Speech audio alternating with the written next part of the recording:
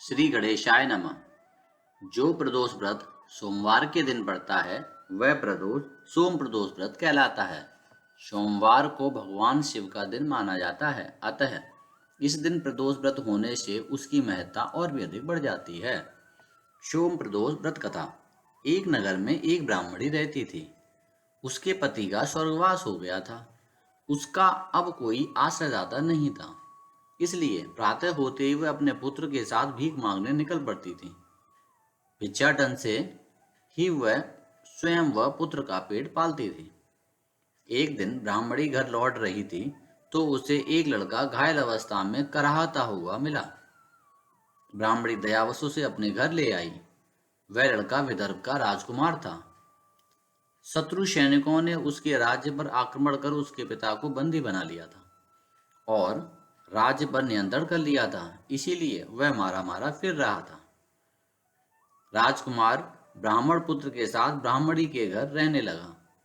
एक दिन अंशुमति नामक एक गंधर्व कन्या ने राजकुमार को देखा और उस पर मोहित हो गई। अगले दिन अंशुमति अपने माता पिता को राजकुमार से मिलवाने लाई। उन्हें भी राजकुमार भा गया।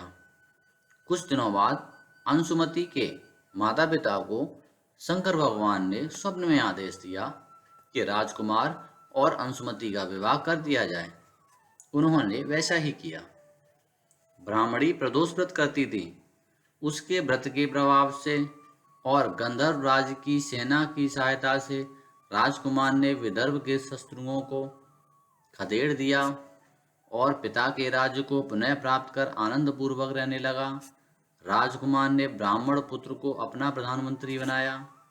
ब्राह्मणी के प्रदोष व्रत के महात्म्य से जैसे राजकुमार और ब्राह्मण पुत्र के दिन फिरे, वैसे ही शंकर भगवान अपने अन्य सभी भक्तों के दिन भी फेरते हैं।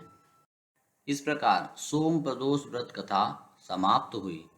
ओम नमः पार्वती पतये हर हर महादेव। सोम प्रदोष व्रत कथा को हिंदी में पढ़ने के लिए वीडियो के डिस्क्रिप्शन में दिए गए लिंक पर क्लिक करें।